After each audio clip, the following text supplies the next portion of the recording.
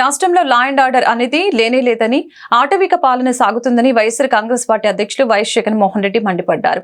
తెలుగుదేశం అధికారంలోకి వచ్చాక హత్యలు చేస్తున్నారు, ఆస్తులు ధ్వంసం చేస్తున్నారు, అయినా పోలీసులు మాత్రం ప్రేక్షక పాత్ర పోషిస్తున్నారు అని ఆవేదన వ్యక్తం చేశారు. వినకొండలో హత్యకు గురైన రషీద్ కుటుంబాన్ని పరామర్శించిన అనంతరం వైఎస్ జగన్ మీడియాతో మాట్లాడారు. ఏపీలో జరుగుతున్న దాడులపై ప్రధాని మోదీని కలుస్తామని చెప్పారు. ఏపీలో పరిస్థితులపై ఢిల్లీలో ఈ నెల 24న ధర్నా చేస్తామని తెలిపారు.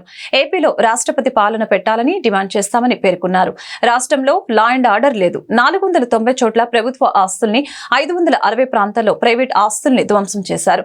1000కి పైగా దౌర్జన్యాలు, దాడులు జరిగాయి. 45 రోజుల్లోనే 36 హత్యలు జరిగాయి. టీడీపీ వేధింపుల్లో 35 మంది ఆత్మహత్య చేసుకున్నారు. 300కు పైగా హత్య యత్నాలు జరిగాయి. ఏపీలో పోలీసులు ప్రేక్షక పాత్ర పరిమితమయ్యారు. అండగా నిలవాల్సిన పోలీసులే బాధితులపై కేసులు పెడుతున్నారని ఆయన వెల్లడించారు. నడి రోడ్డు మీద ప్రజలందరూ చూస్తూ ఉండగా అమాయకుడైన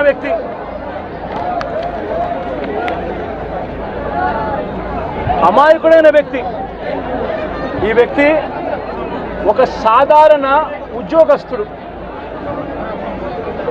వైన్ షాప్లో తాను పనిచేసుకుంటూ,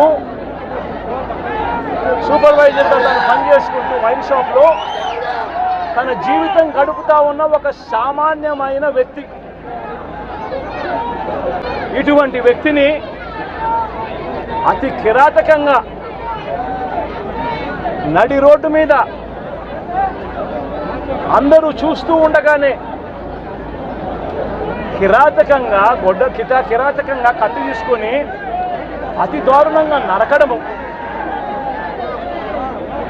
ఆ నరుకుతూ వైఎస్ఆర్ కాంగ్రెస్ పార్టీకి సంబంధించిన సానుభూతి పరులందరినీ కూడా ఈ మాదిరిగా మేము నరుకుతాము అని చెప్పి రాష్ట్ర వ్యాప్తంగా ఒక మెసేజ్ పంపించడం కోసం అతి కిరాతకంగా నడి రోడ్డు మీద ఒక వ్యక్తిని నరుకుతారు.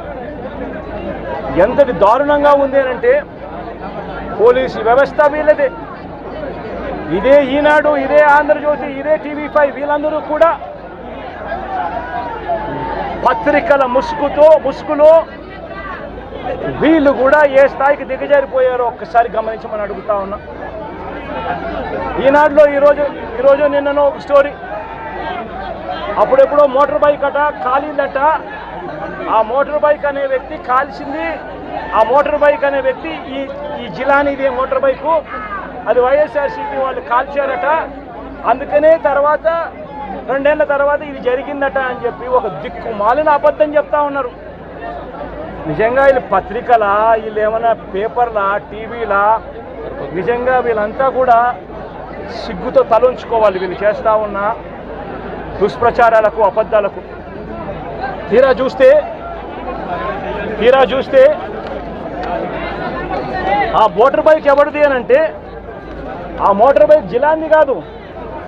ఆ మోటార్ బైక్ ఆసిఫ్ అనే వైఎస్ఆర్సీపీకి సంబంధించిన వ్యక్తిది.